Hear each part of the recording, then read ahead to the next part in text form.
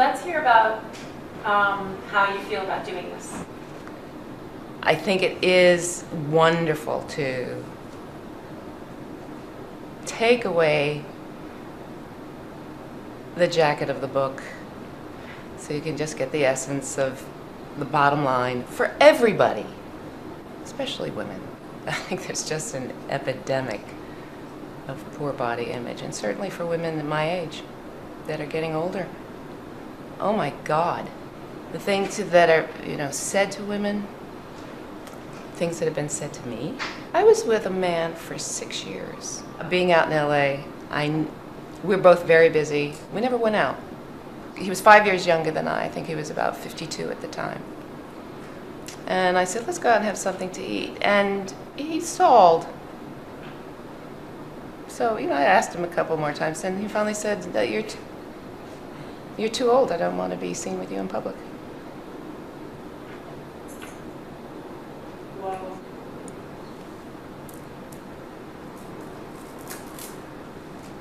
Can you talk a little bit about what your style says about you? There are times I'll compare myself and think, can't you at least find a pair of jeans that fit? Because when I was growing up, 6 feet tall, by the time I was a senior in high school, I had a 34-inch inseam. They didn't have 34. You still can't find a 34-inch inseam easily. When things don't go to the right place, you can feel quite awkward. I didn't mind wearing men's clothes on occasion, but when that's all you're wearing, I did not come out looking like Diane Keaton in Annie Hall. Trust me.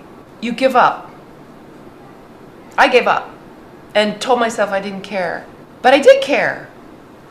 There just were no options. Mm-hmm. Perhaps my artistic approach to dressing got stunted. Very sad story. Can you take your sweater off? Sure. Can you talk a little bit about the biggest struggle that you've had that you've turned into a strength? Loving yourself. That was very hard to do. That took intention, practice. That was very hard. The important things aren't changing. I was still in an office. Yeah, I was doing guest star roles. I had a star role at the Taper out in LA. Rave reviews, but I kept ending back in an office. That was the day job that went on for decades. And why is this? And why is my weight fluctuating? And why do I drink too much wine sometimes? And why aren't I sleeping? And the bottom line is, you're not happy. I found you're not happy with yourself. When I was 40 years old, I started seeing a therapist. The first therapist kept telling me that everything I did was right. And I said, no, that's not possible. I'm doing something wrong. Thank you very much, but I'm going to have to move on. So I went on to somebody else. In that therapy, she was wonderful, but we just kept blaming my parents. And then I was very fortunate to meet Terry. I found what's called spiritual response therapy. And he would clear things with his pendulum and his charts on the other side. Okay, this is past life. No, this is present life. Okay, this is fear of abandonment. Okay, this is fear of unworthiness. Okay, this is toxic shame or whatever. We're going to clear it. The emotions are in the mind. I always thought they're in the heart. They're not. And at first I heard it, and no, I'm in love with this guy. I'm just so in love. That's in my heart. Believe it or not, it's in your head. As of December 18, 2011, I was a legal secretary in Los Angeles. And then I sold my house and I came back here.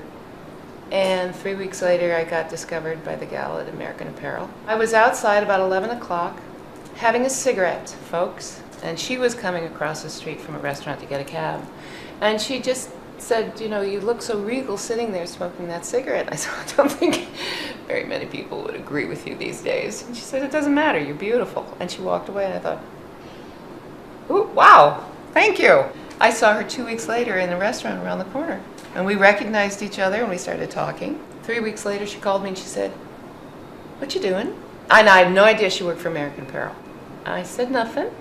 And she said, why don't you come down to the American Apparel store. We tried on all these clothes, put them on a rack.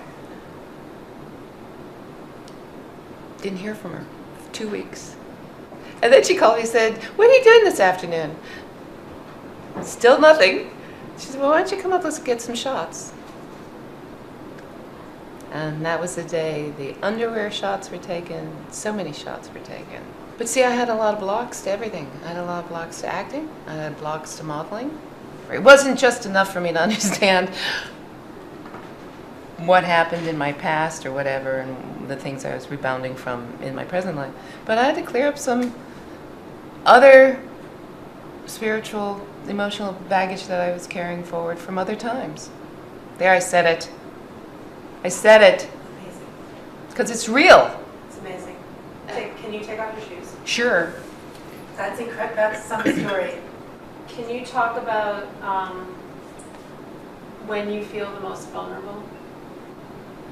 Naked in front of a man.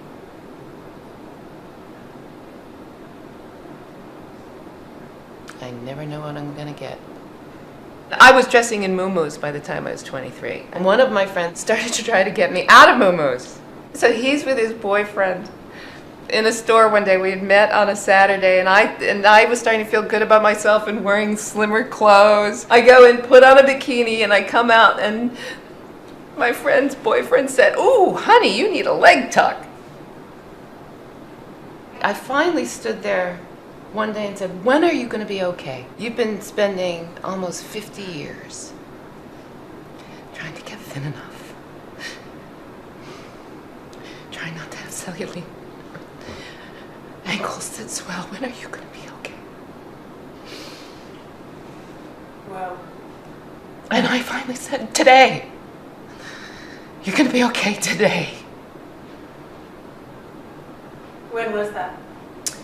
When Marcia handed me the lace underwear. When you were doing the shoot?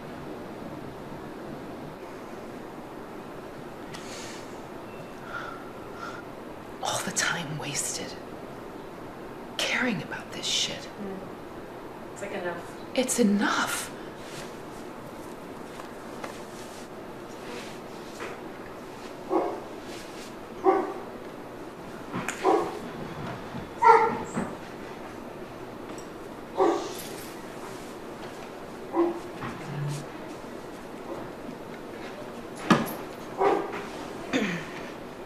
When do you feel the most beautiful?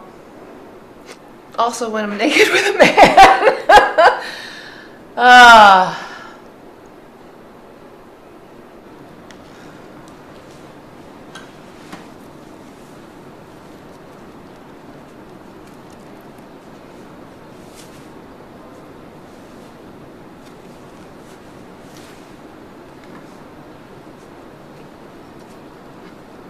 You have the most amazing hair.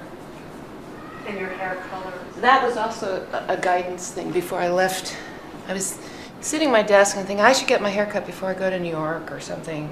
You know, just get it all done before you go to New York. And I just heard this voice say, "Don't cut your hair." And a few years before that, I was, dyeing my hair because I used to dye it blonde. Got the gloves on, right?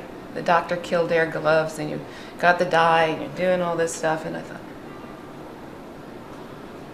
oh, I'm so done with this.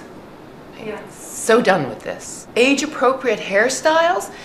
Do people realize that before 1920, women did not cut their hair? It's just marketing. It's, why don't, It's just marketing. it's all it is. Last question. Can you respond to the quote, "In your body is a good place to be"? I mean, it's not. If I could change a few things right now, I would. But for the first time, it's like, I'm good this way too. I'm good this way too. So it's okay. Perfect. That was perfect. That was like a masterpiece. Thanks, guys. That was really amazing. Really? Oh my God. Well,